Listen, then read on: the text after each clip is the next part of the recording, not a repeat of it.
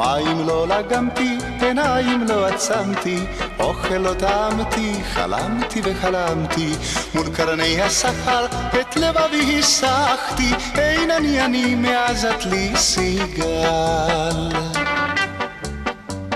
חמדתי סיגל סיגל, תמתי סיגל סיגל, אדונך אני סיגל, עבד לך אני סיגל.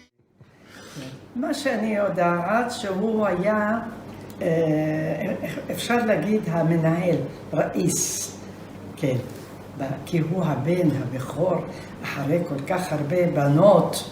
אתה יודע מי זה שלמה היה? אמא שלי כבר קראו לה לא חסיבה, אם שלמה, אם שלמה. עם סלים. עם סלים, סליחה, נכון. עם סלים. הסבא שלנו היה לוקח אותנו כל שנה לעיירה בשם בלודן בסוריה, ושם היו הרבה מטעים, זה היה ממש גן עדן מה שנקרא, ושם למטה היה נהר זורם ופסי רכבת לאורכו, והיא כמובן מרחוק צפרה, ודוד שלי שלמה ודוד שלי סוסו תכף ומיד נזעקו וירדו, רצו בריצה ולקחו אותי מהמסילה, ובזאת הם הצילו את חיי.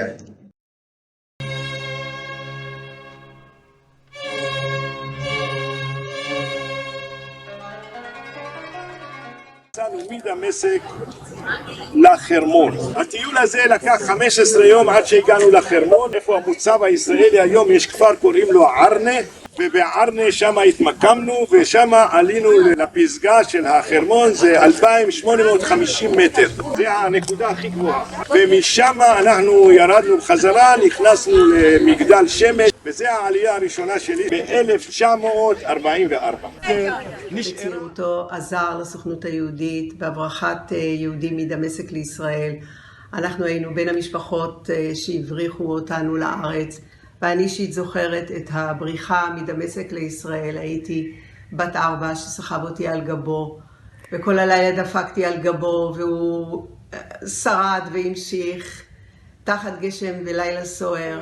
נשארה אחרונה בסוריה שלא עלתה. אני יצאתי מפה ללבנון להביא אותה, ועברתי את הגבול. אתה תבוא ותיקח אותי בתור רופא. בטלפון לא יכולתי להגיד שאח שלי זה מבקש שאני אבוא. הוא היה אומר לי כל שבוע תחכי על יד נתן החנות, אני אדבר איתך ואשלח לך קצין יעמוד על יד החלון, תיגשי אליו ותדברי מתי אני אהיה מוכנה.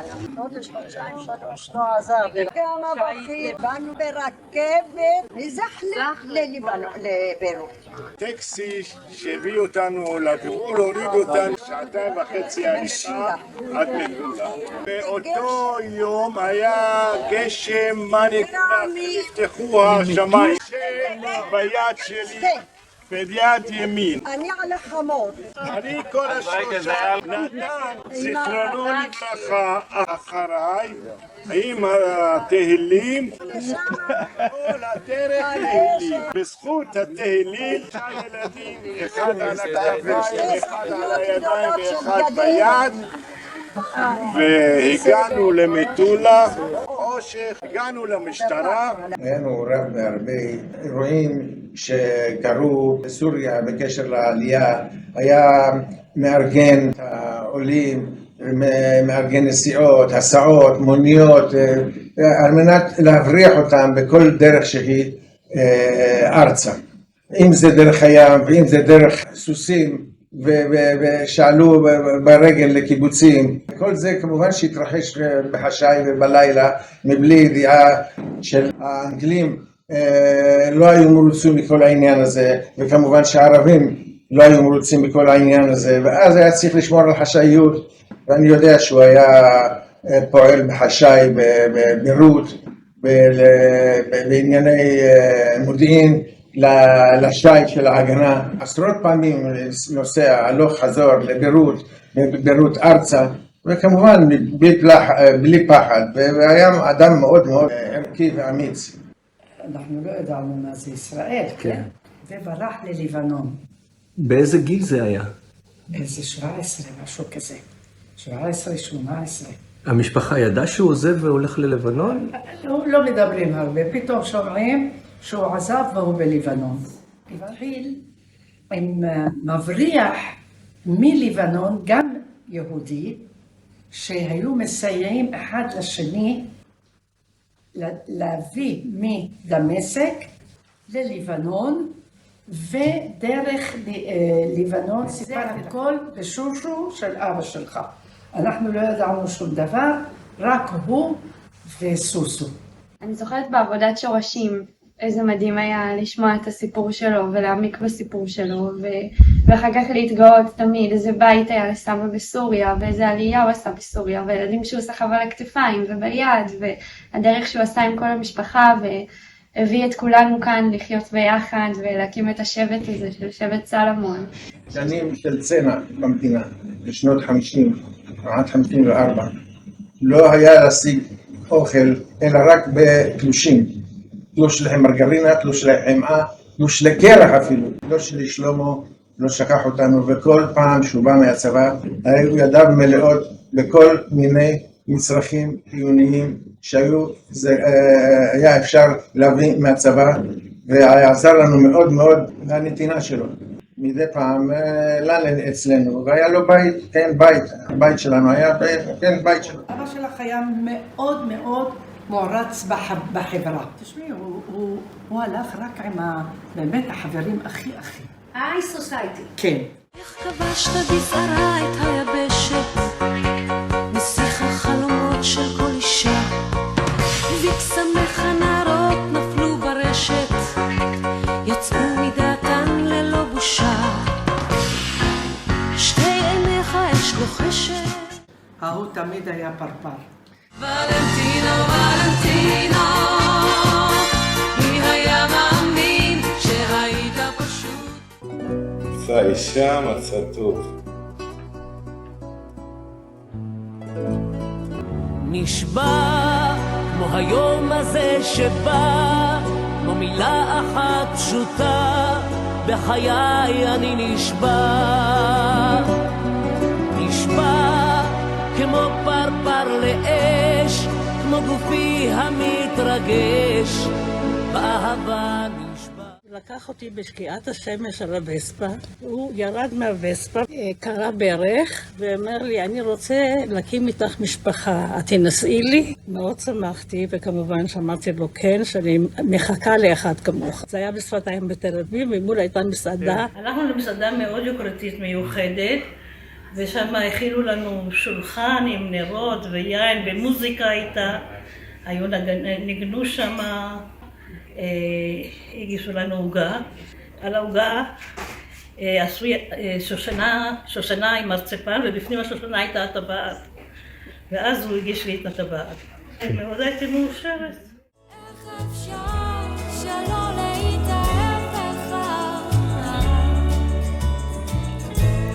איך אפשר שלא להתאהב? איך כולם בעולם לא? מדהים לשמוע מסבתא כמה היא אוהבת את סבא וללמוד מהאהבה שלהם אחד על השני. גם עוד כשהוא היה בחיים אז הייתי עולה למעלה ומביטה מהחלון על שניהם יושבים על הספה ומחזיקים ידיים, ומאחלת לעצמי גם כזה דבר. מה הוא היה בשבילה, כמה הוא אהב אותה, כמה הוא דאג לה, כמה הוא פינק אותה, איך היא הייתה המלכה בשבילו. הוא היה אבא מקסים. הילדים היו במקום ראשון אצלו. היה מאוד מאוד מסור. הוא מאוד אהב לשחק איתם ולטייל איתם.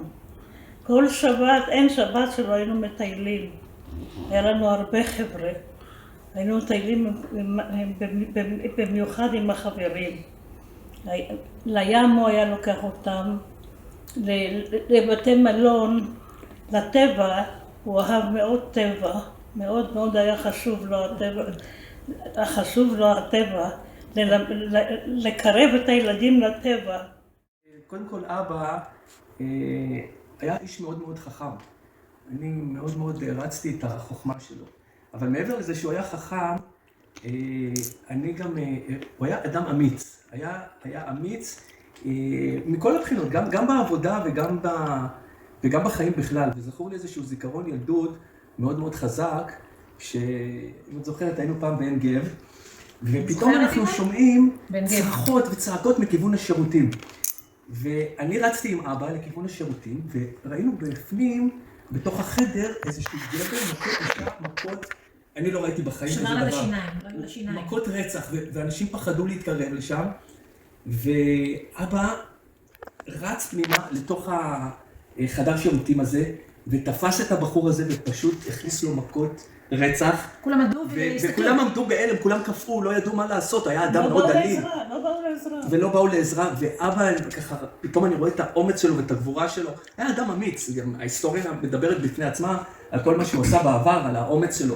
ופתאום ראיתי את זה בעיניים, איך בלי פחד הוא רץ פנימה, תופס את הבן אדם, ופשוט מנטרל אותו. הוא היה אדם שלא פחד מכלום. הוא לא פחד, לא היה לו פחד. היה לו תעוזה, הוא העז לעשות כל מיני דברים בחיים שלו. דברים חדשניים שאנשים לא עשו. הוא פרץ את תקרת הזכוכית, מה שנקרא. גם בעבודה הוא היה כזה. בעבודה, כמעט בכל דבר. הכל בשקט. הייתה בעיה ללוסי, היא הייתה פונה אליו. אתה מבין? הוא היה מדריך אותה כמובן, אבל לא מזה שהוא לקח ללב. הוא היה עושה.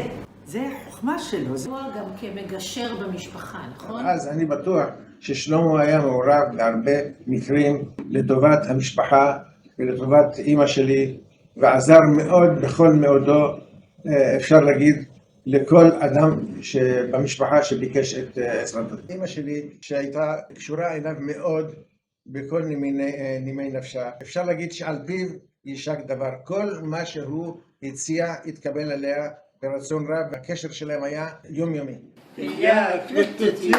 واحد ليرة واحد زي الطنبور מגיע לה לגרד. דוד שלמה היקר שלנו היה אדם יחיד ומיוחד, איש חכם, מלא בכריזמה, חד בלשונו, איש עבודה, סוחר ממולח. הוא היה ראש השבט, אין מה לדבר. הוא היה אדם כל יכול מבחינת כל בני המשפחה. כולם התייעצו איתו, ומה שאני יודע שהוא היה אדם מאוד מאוד מאוד ערכי. אין אדם שהוא לא עזר אין דבר כזה. אני מאוד מאוד מתרגש שאני מדבר על דוד שלי היקר שלמה. זה דוד בלתי נשכח. אגדה מהלכת על שתיים. לתת את הנשמה ואת הלב,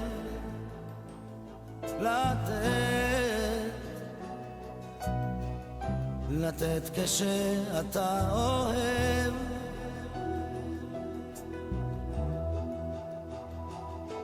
ואיך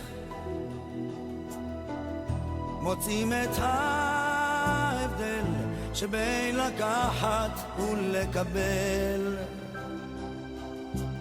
מה שזכור לי זה שהוא הפליא בביקורת מלווה תמיד בחוש הומור המיוחד רק לו, על כולם.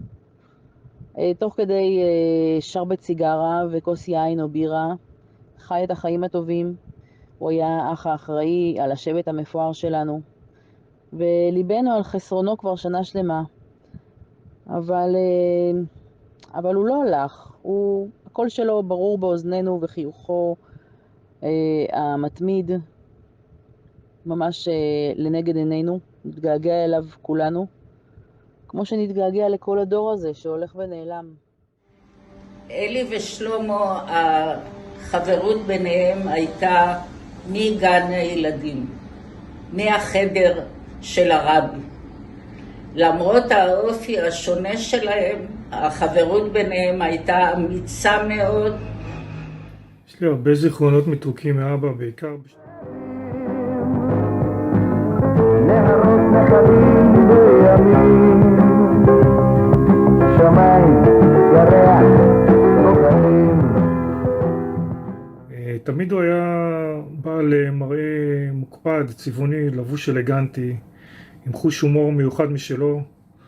הוא בעצם טבע מטבע לשון של בדיחות שנשמרו איתנו עד היום, וכנראה המשיכו גם לדורות הבאים.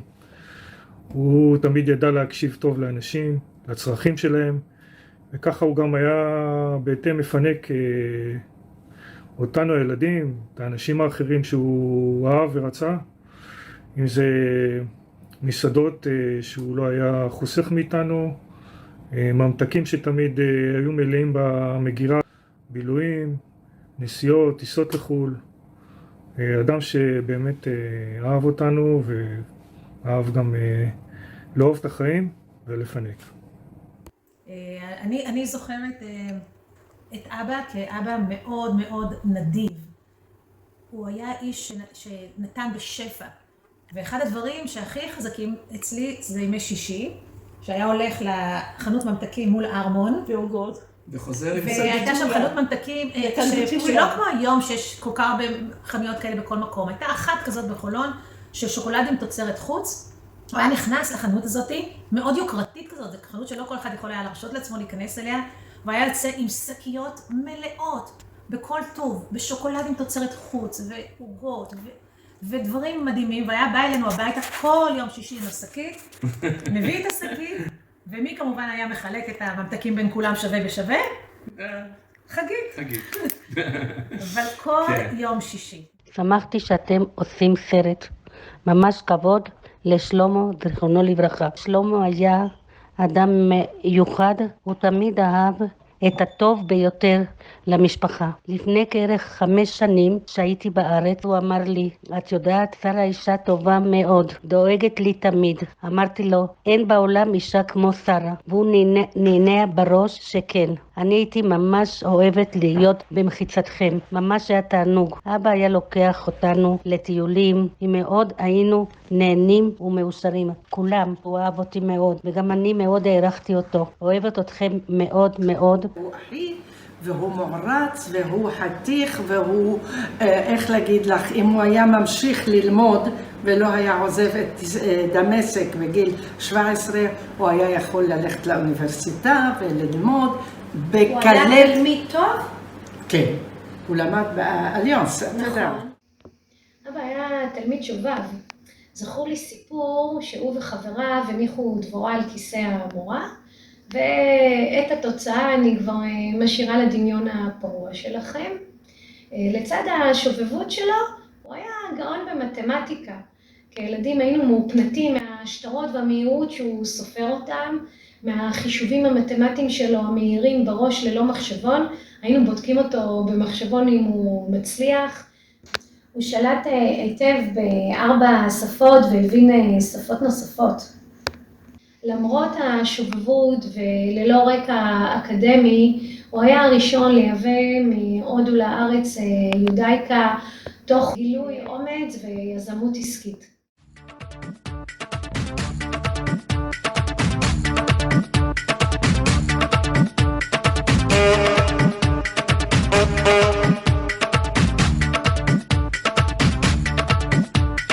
चोरी चोरी हम गोरी से प्यार करेंगे, चुपके चुपके दिल की बातें यार करेंगे। और चोरी चोरी हम गोरी से प्यार करेंगे, चुपके चुपके दिल की बातें यार करेंगे। आने वाली कब आएगी कोई ते बता, ढूंढ रहे हैं जाने कब से। התקופה הטובה שלנו, אנחנו ממש נהנינו מהודו מכל יום.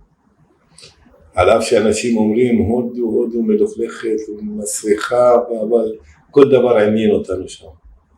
זה עולם אחר לגמרי.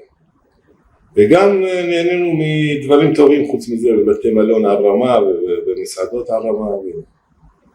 נהנינו מכל רגע שם בהודו. הוא אמר לי שאני האדם הראשון שהגעתי להודו לגבי עסק של הנחושת, אם אני לא טועה. נכון. כן, על זה הוא אמר לי. אז בשבילי זה היה, אתה יודע, שאני כאילו, עכשיו הגיע בבית הזה, ובן אדם הזה שאני אטפל בו, שהוא היה בהודו. הרגש לא עבד יותר מהראש, אצלו הראש עבד.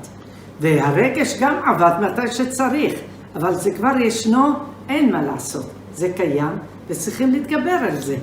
לא לכל אחד יש. הוא היה מציאותי. מאוד, מאוד. לפעמים הרגש מתגבר. אבל אצלו, הוא לא נתן לזה. לא. תכונת אופי מאוד חזקה שאני זוכר שהיה לאבא זה היכולת הבין אישית הגבוהה לדבר לאנשים בגובה העיניים, לרצות אותם ולגרום להם להתקרב אליו. זה באמת משהו לא יילקח ממנו. טוב הלב שלו, הנדיבות, הנתינה, במיוחד לנכדים, זה משהו שבאמת לא יסולא מפז. הזיכרון הכי חזק שיש לי ממנו זה הנינוחות שהייתה בו והביטחון העצמי שהוא הקרין לסביבה. את הכינוי משפחת דאגטון טבע שלמה, אבל אתם יכולים לנחש שהוא לא התכוון לעצמו כשהוא אמר את הכינוי הזה. שלמה ניחן בקור רוח ושלווה שהקרינה לכולם ואמרה, אני בשליטה, הכל בסדר, תהיו רגועים, ורובם נרגעו בדרך כלל. תביאו 2, תביאו 3, תביאו 4 ילדים, תקבלו שיכונים, כניסה ומטבח ו2 חדרים קטנים. תביאו 4, תביאו 5, תביאו 6 ילדים, תקבלו הנאה וכבוד מקרובים, אתם אוהבים ילדים. ילדים זה שמחה, ילדים זה ברכה. אוהב מאוד את הנכדים, בשבילו הנכדים זה היה מקום ראשון. היה משחק אותם, מרכיב אותם על הכתפיים שלו. במיטה היה מרים אותם על הרגליים שלו.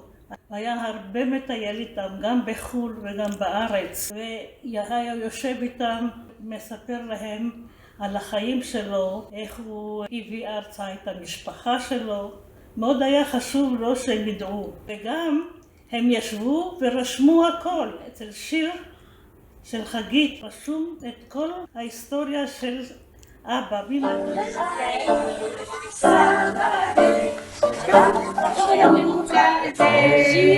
הפתעתם אותי ממש, לא חשבתי על דבר כזה יפה שהצלחתם לעשות בלי שאני אעלה על זה, אבל הלוואי ואנחנו תמיד נתרגש רק בשמחות. כולכם נהדרים, חוץ מה שזה הסבא שהוא כבר, זה לא מה שהיה פעם, אבל לא נורא. זה הפירות מהעץ הזה. זה כן, הפירות שלי. כן, שהפירות האלה ימשיכו להפרות. אמן, אמן. כן, ותגיד ככה שלום פעם, תגיד שלום.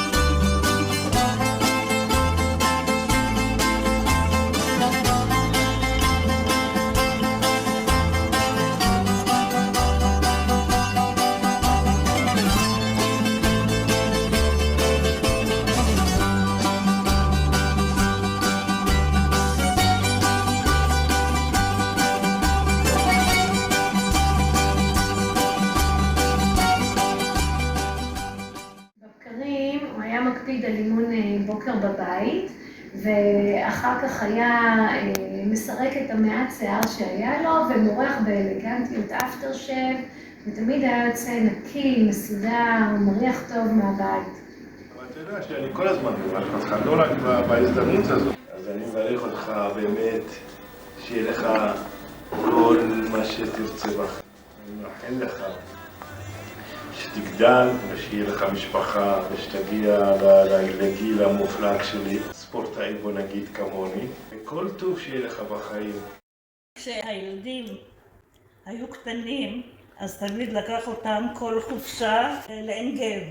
וכשהפסקנו כבר עם עין גב, הוא קנה יחידות בקלאב הוטל. כל חופשה יצאנו כל המשפחה עם הנכדים לקלאב הוטל, וזה הברון, זה הגן הפרטי שלו. הלו, אתה הרוזן? נורד פה. כל הזמן הנכדים היו משחקים איתו שם. כן, קלפים. הם מאוד חיכו לחופשות האלה בקלאב הוטל איתו. והם חיכו לחופשות שלהם. החיבור ביניהם בקלאב הוטל זה היה משהו מדהים. רצו כל הזמן להיות איתו בחדר, לשחק איתו, לא? זה שבוע שלם שלו איתם, ממש ככה כמו איזה... ללכת לים, כן, לשפוט חבורה. שם בירה. אני נמצא במלון קלאב הוטל אילת.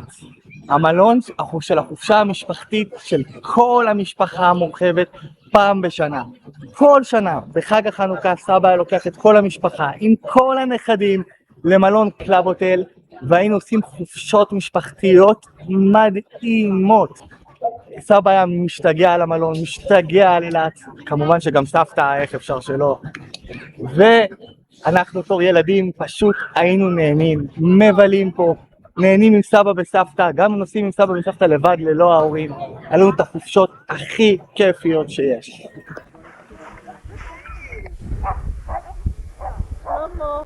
אני רואה, ראיתי. עוברים את הכלב! קיבל מכה ממנו בטח. תמיד היה לוקח אותנו לטיולים בארץ, לאילת ולחרמון. סידרנו הרכבת באו ילדים לשבת, גם ההורים באו.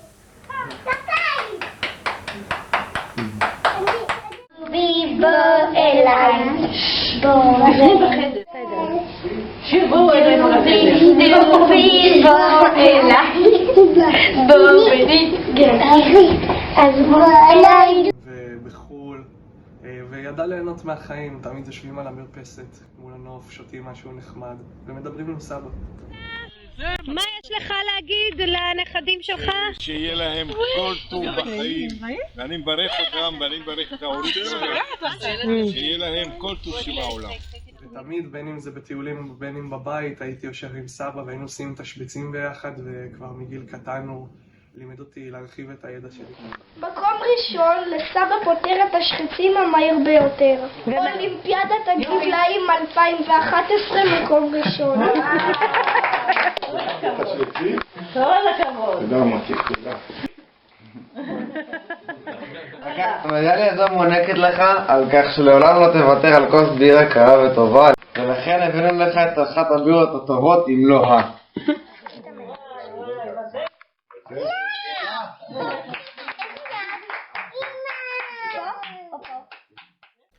אני זוכר פעם אחת, הייתי בכיתה ח' או ט', נסענו לסיני, וסבא ידע כמה שאני אוהב בירה, אז הוא שם לי כוס גדולה כזאתי של וויסקי, והצבע דומה לצבע של בירה, ואני הייתי ילד, חשבתי שזה בירה. לקחתי את הכוס, לקחתי שלוק ענק, הייתי בטוח שזה בירה ונשרף לי הגרון, ועד היום אני לא סובל וויסקי, אולי זה קשור. כוס יין לחיי חיים בריאים יותר, אז נרים כוס יין לחיי חיים אמיתיים יותר, אז נרים כוס יין לחיי חיים בריאים יותר, אז נרים כוס יין לחיי חיים אמיתיים יותר. סבא בשבילי היה בן אדם עם לב ענק, שתמיד נעים וכיף להיות בסביבתו ולידו. בן אדם צנוע וחכם, דאג תמיד למשפחה, לילדים, לנכדים. הנכדים גם, זה ממש היה מין העברה בין דורית כזאת. כמה שאנחנו הרצנו את אבא, גם הנכדים הרמיצו אותו. ונשאו אליו עיניים. ואחד הדברים שזכורים לי, הם יואב. היה בן שנה, ויואב היה מאוד מאוד מחובר אליו. וביום הולדת שנה שלו, הוא לא הסכים לעבור לאף אחד, לעבור לידיים של אף אחד, חוץ מאבא שלי. זה רק אצלו היה מוכן להיות. רק תחייך כל החיים, זה כל מה שאני מבקשת. אבא אהב את החיים הטובים, לשתות, לבלות. התמונה שיש לי בראש זה החיוך התמידי, הנסוך על פניו, עם העיניים הצוחקות. אני יודעת שיש מלאכים בעולם, מחכים לי בדרך. לא צריך למהר, הכל יסתדר, זה יבוא עם הזמן. יש דברים חשובים באמת, זה בסוף בפרטים הקטנים. לפעמים לא צריך לדבר, גם בשקט מצאנו מילים, שרק תחייך כל החיים, זה כל מה שאני מבקשת. בית קטן, גינה לילדים, תאמין לי, אני מאושרת, תדע שאני לתמיד עלינו שומרת, שרק תחייך כל החיים, זה כל מה שאני מבקשת. בית קטן, גינה לילדים, תאמין לי, אני מאושרת, תדע שאני לתמיד עלינו שומרת. יותם ואלעד גם מאוד מאוד היו מחוברים אליו, מאוד אהבו לשבת איתו, לשתות, לדבר, כמו איזה חבורת גברים ככה שיושבים על כוס בירה, במיוחד בקלאב הוטל. כל שנה בקלאב הוטל, מיסטר קאוסברג יושב על שפת הים, והנכדים איתו.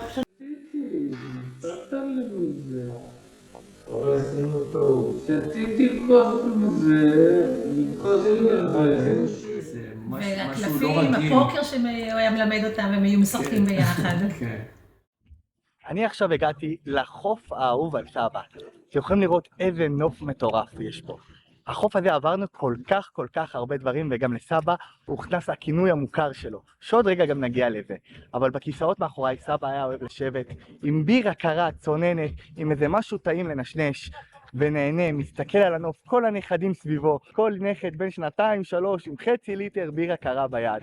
סבא היה מגיע לפה פעם בשנה, ובעל המקום היה רואה אותו, אומר לו, אדון קלסברג, ברוך הבא לאילת. ומפה הודבק לסבא הכינוי אדון קלסברג. סבא בשבילי היה מודל לחיקוי. תמיד הערצתי אותו, תמיד הערצתי את הכריזמה שלו, את היכולת דיבור שלו, את היכולת שלו לדבר עם אנשים, להשיג את מה שהוא רוצה. תמיד היה לי נעים בחברתו, תמיד בטוח לידו, תמיד באווירה חיובית. אחד הדברים המרכזיים שזכורים לי מסבא זה החוכמה שלו, שבא לידי ביטוי אצלנו כנכדים במילוי תשחצים. היינו מגיעים בארוחות שישי, חצי מהתשחצים כבר היו מלאים, והחצי השני היינו ממלאים ביחד איתו, והוא תמיד ידע את התשובות. כשסבא חלה, תשחצים היו אחד מעוגני הזיכרון המרכזיים שלו, והוא לא ויתר והמשיך למלא אותם ביחד איתנו, וזה הדבר שהכי זכור ממנו. סבא היה בן אדם מרשים מאוד.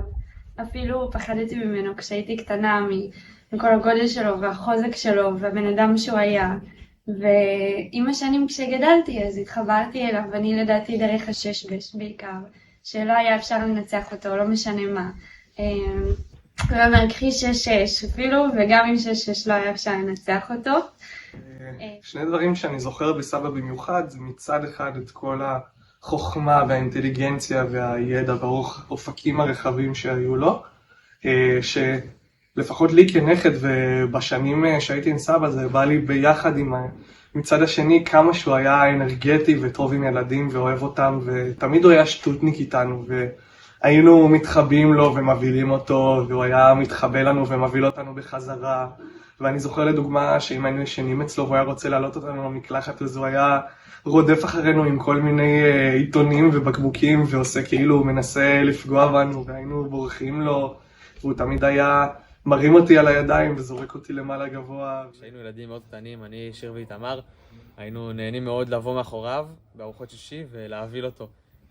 הוא מצידו תמיד ראה אותנו, תמיד ידע שאנחנו מגיעים, ושיתף איתנו פעולה, עד שהיינו מתגלגלים מצחוק, ותמיד הוא נתן לנו את ההנאה הזאת של ילדים קטנים. איך אפשר לא לציין את הקיקה של סבא, שתמיד היינו מתחבאים ואז הוא היה בא ומבהיל אותנו וכזה קורא בקול חזק, קיקה. פרי הגפן ולא פרי הגפן. גפן. לא, הגפן אומרים. את צודקת, אומרים גפן, אבל בתנ"ך, פה כתוב גפן. בתנ"ך ברוך אתה אדוני אלוהינו מלך העולם אשר בחר בנו מכל העם ורוממנו מכל לשון, וקדשנו במזוותיו. אנחנו, לא, תנו לי, אנחנו חוזרים. לא, אני לא מוכן. למה לא מוכן? לא, מספיק. אני לא יכול, בסדר? בוא נגיד, אני לא יכול.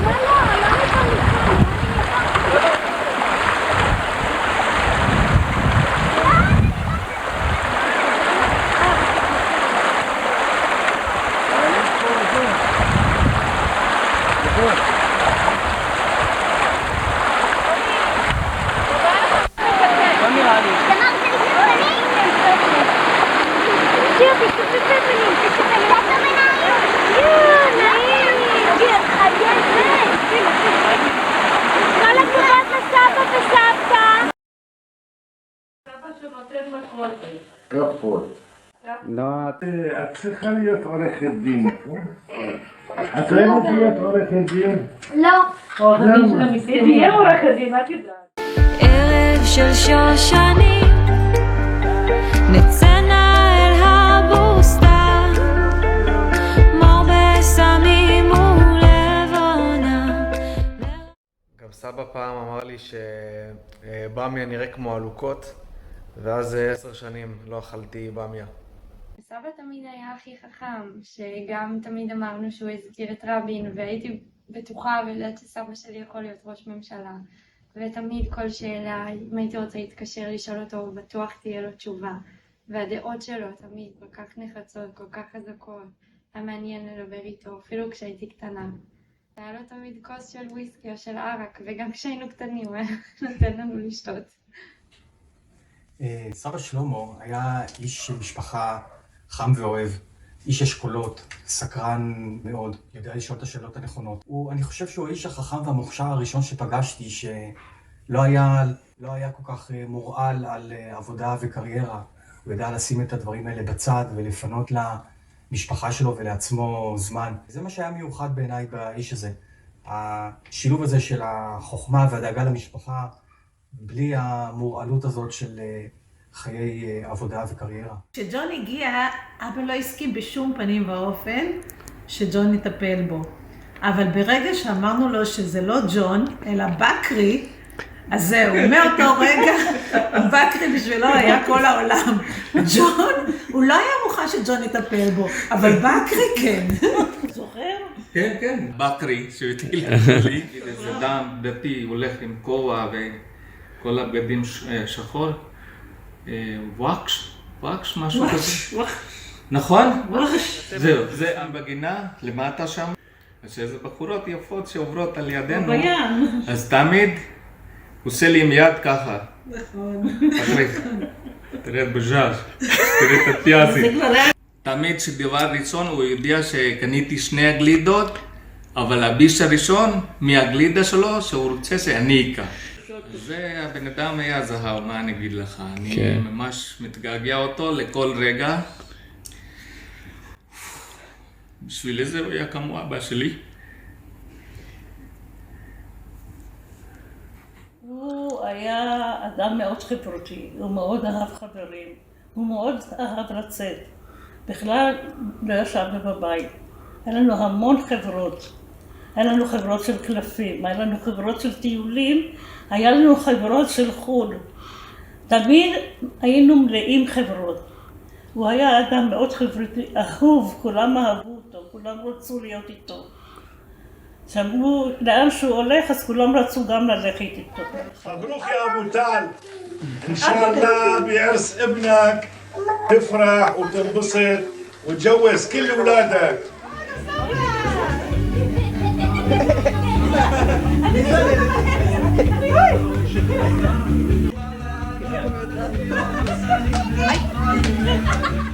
תראה את העוגיות שסבתא שרה עשתה. סבתא שרה הצטיידה בעוגיות, מעקק, עוגיות כאלה. פיסטוקים? פיסטוקים כמובן. גם בורקסים חמים היא רצתה להביא.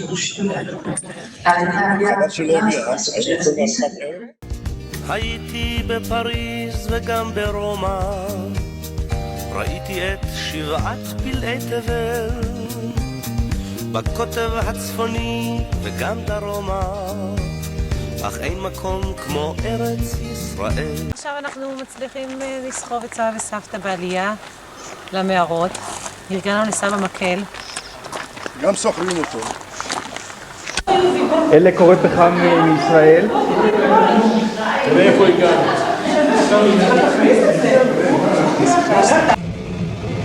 קדימה אחריי. קדימה. Espera un poco, un poquito más para llevar. מאוד מאוד דומה לשכונה, שכונת היהודים קראו לה חרת אל יהוד. כן. חרת אל יהוד שגרו בה רק יהודים, וכולם בסמטאות כאלה צרות, בתים קטנים, ויצאו לרחבה של הבתים שם, היו יושבים שם על המדרגות של הבית, מוציאים את העבודות של שבת, כל מיני ירקות לקלף, והוא מפטפטות שם מסביב ככה בתוך הרחבה. אותם הדלתות, אותם הקשתות, אותם החלונות, והקרבה בין בית לבית היו יוצאות מהחלון לחלון השני, הנשים היו מדברות ביניהם. מה עשית לשבת, מה בישל. זה ההוואי בדיוק של השכונה שלנו. רק שאנחנו יש לנו טענות רק נגד אלוהים. למה? קצת מזה לא נתן לנו, לא יותר. לא את הכל. משהו, תודה. עם מחשבות. בוא אליי. יש לי פרפר נחמד. שב נע לי על כף היד. לקחתי את הנכדים שלי לחופש, זה על חשבון הירושה שלהם, זה לא על חשבוני. למה לך לדבר שטויות? הנה סבא עכשיו מאכיל אותם. סבא, הם תכף באות אליך. סבא, איך היה לך? היה משהו לא מהעולם הזה. האמת זה מי שלא ראה דבר כזה הפסיד הרבה בחיים. ממש אהב את החיים. היום יום הולדת, היום יום הולדת לדני.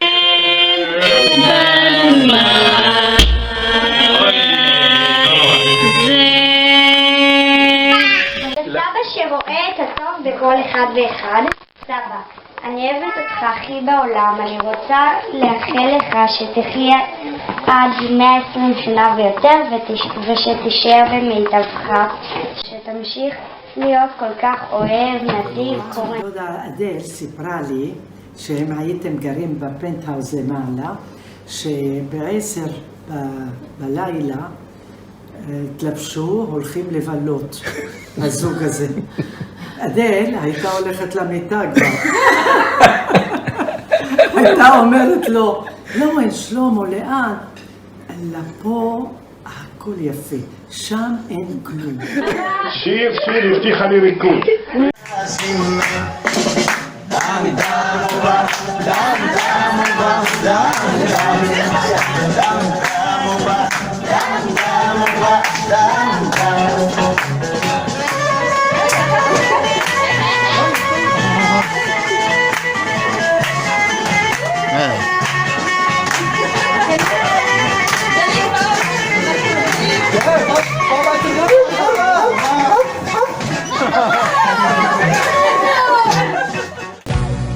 Espera un poco, un poquito más para llevarte mi felicidad.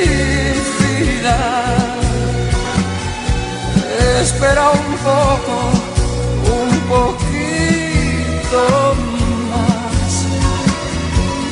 Me moriría si te vas. Espera un poco. Un poquito más para